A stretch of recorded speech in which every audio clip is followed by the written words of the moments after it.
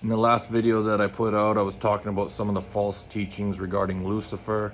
So I thought I would talk about some of the false teachings I've heard regarding Jesus. Now, if you're new to my channel, in 2014, I attempted to take my life by starting my car in my garage, only to have Archangel Michael appear. And in 2020, when I was having a shower at my old man's house, the soul of Jesus paid me a visit.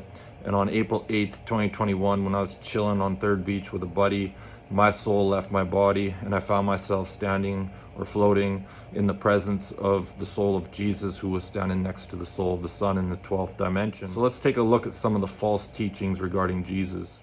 First of all, did Jesus live a sin-free life? This, in my opinion, is one of the most dangerous teachings out there, because a lot of people are beating themselves up because they evaluate themselves and they're like, oh, I'm not living a perfect sin-free life.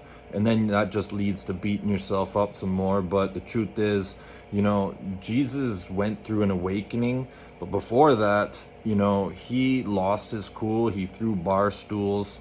However, he did become a very, enlightened, loving being, to the point when they were putting him on the cross, he didn't even fight back because he just understood the ignorance of all the people involved. Common belief is that Jesus died for your sins. And, for me, if that was true, that would be fantastic, because all that would mean is you have to invite Jesus into your heart, maybe join a certain religion, and you'll be saved, and you can continue to act a fool and carry around all this pain in your heart, and you can pull out of the church parking lot and finger the guy who just cut you off, and everything would be gravy. Sign me up for that. But unfortunately, you have to do the healing, you have to do the inner work. Jesus came here to be an example of how to live. Be like him. Don't worship him. He never wanted to be worshipped.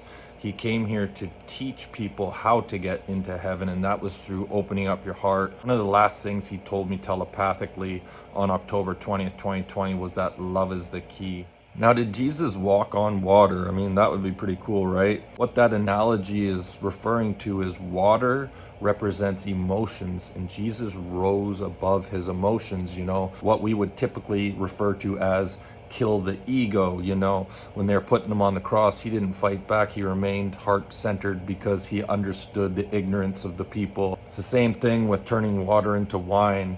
He turned negative emotions into something more positive. Now, is Jesus going to return? Is there a second coming? From what I've come to believe is that, unfortunately, it's not true. It would be pretty cool if he just parted the clouds one day, came down here and, kicked Trudeau out of office and straightened things up. But unfortunately, what that refers to is one day, everyone down here will be walking around with Christ consciousness in their heart, and that will be heaven on earth. So was Jesus a 6-foot tall white dude like I grew up believing, growing up in my family's religion?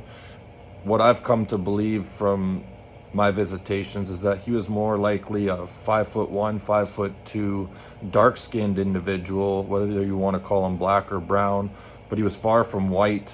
Now, some people say that doesn't matter, but I disagree, because first of all, there's a big rabbit hole I could dive into there, but I'm going to keep it somewhat simple. What you need to understand is that the sun is an ascended master, and the more pigment you have in your skin, the more of this ascended master you have. When I left my body on April 8th, 2021, and I went in front of the presence of the soul of Jesus, who was standing next to the sun in the 12th dimension, I was shown that this is where Jesus hangs out. The sun is conscious, the sun is ascended master. And so the more of that energy you have in your skin, what does that say? It's a deep rabbit hole, but I'm going to leave that one right there. Keep this video somewhat short. I'm going to give you one more. Is Jesus God, the creator of everything? I've come to believe that Archangel Michael is the God of the universe that we find ourselves in, just one of many universes. And he's the one who called in ascended masters and divine beings like Jesus to come bring balance to this planet. Jesus was the Son of God. You're the Son of God, or you're the daughter of God.